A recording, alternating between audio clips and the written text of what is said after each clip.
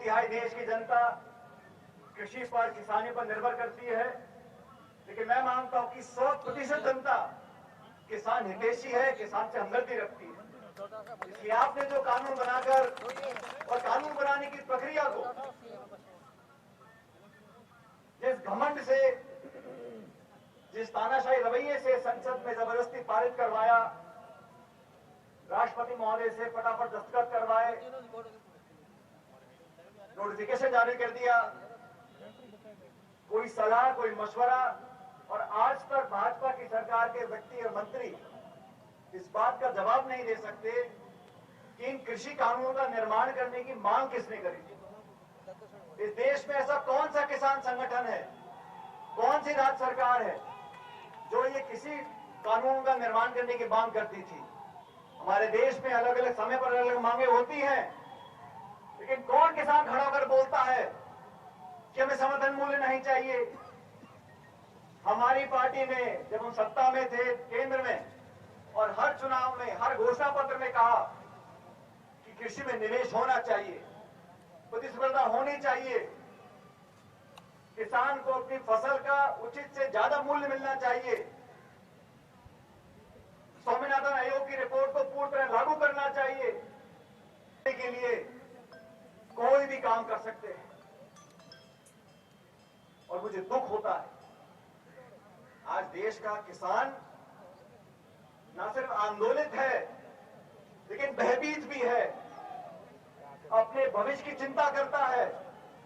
हमारे बच्चे पोतों का पालन पोषण कैसे होगा, इस बात की चिंता करता है।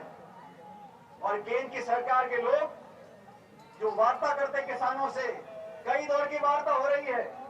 ऐसा कौन सा जटिल विषय है जिसको सरकार सुलझा नहीं सकती। आपको सिर्फ ये कहना है कि किसान के हित में हम एमएसपी का ये कानून का प्रावधान जोड़ रहे हैं, और तीनों कानूनों को वापस लो।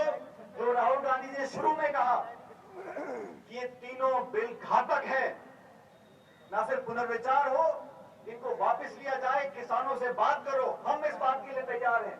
अगर किसान कोई बिल लाना चाहते हैं, कोई रिफॉर्म लाना चाहते हैं, संशोधन लाना चाहते हैं, निश्चित रूप से करो, कांग्रेस पार्टी पूरा समर्थन आपका करेगी। लेकिन किसान के भविष्य को कुचलकर आज पूरी दुनिया में, यूरोप में, अमेरिका में, ऑस्ट्रेलिया में जो भारतीय नागरिक हैं वो दूतावास के सामने जाके खड़े होकर नारा दे रहे हैं। उन्हें कौन प्रेरित कर रहा है, कौन भड़का रहा है? और जो किसान अपने हक अधिकार की मांग कर रहे हैं सड़क पर खड़े होकर, उनको नक्सलवादी बोलते हो, माओवादी बोलते हो, आतंकवादी बोलते हो, अलगाववादी बोलते हो। साथियों, ये अल्फाज इसलिए इस्तेमाल किए जा रहे हैं कि केंद्र की सरकार में किसान हितैषी कोई नेता बैठा ही नहीं। अब पीयूष गोयल जी बात करें किसानों से, उन्हें क्या मालूम किसान क्या चीज है? किताब पढ़ के किसान बन जाता है कोई? उनका दुख दर्द समझ सकते हैं क्या? सिर्फ टालने के लिए, लटकाने के लिए बार बार वार्ता कर रहे हैं, लेकिन किसान नासमझ नहीं है। और आरोप तो लग रहे हैं कि पॉलिटिकल पार्टियां इसको प्रोत्साहित कर रही हैं। बिल्कुल नहीं कर रही, लेकिन मुझे कहने में कोई संकोच नहीं है। अगर किसानों के साथ खड़ा होना राजनीति है तो हम राजनीति कर रहे हैं। अगर किसानों का समर्थन देना राजनीति है तो राजनीति कर रहे हैं और करते रहेंगे। लेकिन किसानों के नाम पर आपने जो ये षड्यंत्र रचा है, और केंद्र की सरकार को समझना चाहिए कि सरकार अगर कुछ निर्णय वापस लेती है तो कोई हार नहीं है, कोई लज्जा वाली बात नहीं है। रास्ता ठीक करना, संशोधन करना, रोल बैक कर लेना, कानून वापस ले लेना, माफी मांग लेना, ये नेता का कद बढ़ाता है। हम धन्यवाद करेंगे केंद्र सरकार का अगर वापस लेते हैं वो, लेकिन लेने वाले इसलिए नहीं है क्योंकि जिद अड़ गई है कि मैंने जो सोच लिया वो बिल्कुल सही है। अरे राजस्थान का किसान जो 6 बोरी अनाज पैदा करता है वो चंडीगढ़ जाएगा, दिल्ली जाएगा, मुंबई जाएगा, और प्रावधान ये दिया है अगर उसका पैसा उसको नहीं देगा व्यापारी तो एसडीएम से बात करो। अब एसडीएम कलेक्टर को हर 2 बीघे के किसान की चिंता होगी जो किसी और प्रदेश से आया हुआ है। कोर्ट कचहरी आप जा नहीं सकते, कानून से आपके हाथ बांध दिए, समझता हूं आने वाले समय में जो लोग कृषि पर निर्भर थे वो ऐसे चंगुल में फंस जाएंगे बड़े बड़े उद्योगपतियों के और बहुराष्ट्रीय कंपनियों के। यार ये 10-20 साल के बाद हो सकता है, साल 2 साल ये सब काम ठीक निकल जाए, लेकिन जिस प्रकार से इन्होंने एयर इंडिया हो, BSNL हो, PSU हो, कोल इंडिया हो, रेलवे हो, हर चीज का निजीकरण करना। आप जब विपक्ष में थे तो खूब नारा देते थे स्वदेशी का। आज सब चीजों को आप गिरवी रख रहे हो, बेच रहे हो। आप GST का विरोध करते थे, आज उसकी वकालत करते हो। आप नरेगा पर मजाक उड़ाते थे, संसद में प्रधानमंत्री ने बोला कि नरेगा का कानून है, इतिहास का खंडर बनेगा। आप सब जानते हो ये कोरोना काल में तो चरमरा गई थी। इस नरेगा ने राजस्थान और देश का पालन पोषण किया है।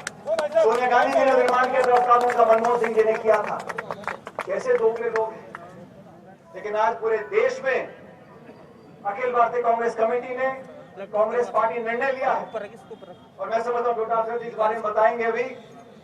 लेकिन आज का दिन एक शुरुआत होनी चाहिए, एक आंदोलन बनकर काम करना पड़ेगा हमें हर जिले ब्लॉक में, और हम सब मिलकर किसान के हित की बात अगर करते हैं तो ये राष्ट्रवाद है, ये असली राष्ट्रवाद है। ये जो झूठे निक्कर पहन के भाषण देते नागपुर से, वो राष्ट्रवाद नहीं है।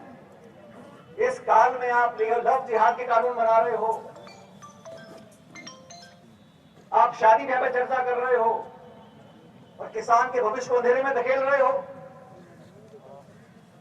इतिहास गवाह है साथियों, इस देश में अधिकांश किसान नेता कांग्रेस पार्टी से हुए, कुछ और दलों से हुए, लेकिन भाजपा से किसान नाम की चीज आज निकली नहीं है। किसान नेता भाजपा के कभी हो नहीं सकते। वोट लेना अलग बात है भ्रमित कर, लेकिन आज वास्तविकता का सामना करना पड़ेगा और हम सब एकजुट होकर इस रास्ते पर निकलेंगे। राजस्थान का किसान, देश का किसान आज हमसे उम्मीद रखता है। हम सरकार में राजस्थान में, हम सरकार में छत्तीसगढ़ में, पंजाब में, लेकिन जहां सरकार में नहीं भी है वहां भी हमें अपनी जिम्मेदारी का निर्वहन करना पड़ेगा। और जो राहुल गांधी, सोनिया गांधी जी ने कहा है कि इस लड़ाई को अंतिम छोर तक लेकर जाएंगे, हम भी देखते हैं कौन कितना जिद्दी है। या इनकारी सरकार जिद्दी है या हिंदुस्तान राजस्थान का किसान जिद्दी है। हम सब मिलकर आने वाले कुछ दिनों के अंदर इतना दबाव बनाएंगे, मुझे विश्वास है सभी लोग एकजुटता से अगर काम करेंगे, एक नारा देंगे एकता का और सारी बातें भूलकर किसान के नाम पर पूरे प्रदेश और देश में परचम फहरेगा किसान का, तो केंद्र की सरकार का शीश झुकेगा और इन तीनों कानूनों को वापस देना पड़ेगा। मैं धन्यवाद देना चाहता हूं एक बार पूरे डोटासरा जी का, गहलोत साहब का, कि आपने सबको यहाँ पर आमंत्रित किया। लेकिन आज यहाँ से निकलकर जयपुर के बाद सभी जिलों में, ब्लॉकों में जाकर हमें लोगों को जागरूक करना पड़ेगा। और इस कठिन समय में याद रखो साथियों, जब चुनौती आती है, दुख होता है, संकट होता है, खतरा होता है, तभी अपने पराये का पता पड़ता है। हम लोग गांव में जाकर किसान के साथ खड़े होंगे, किसान समझेगा कि दिल्ली में बैठे लोग हैं बरकरार हैं, झूठ बोल रहे हैं और कांग्रेस हमारे साथ हमेशा कंधे से कंधा खड़ा रहेगा। आज आप सब यहाँ पर आए, मैं आपका धन्यवाद देना चाहता हूँ और उम्मीद करता हूँ कि हम लोगों ने जो संकल्प लिया है, जिस रास्ते पर निकले हैं, उसमें जीत किसान की होगी, जीत आप सब लोगों की होगी। बहुत बहुत धन्यवाद। जय हिंद, राम राम साहब।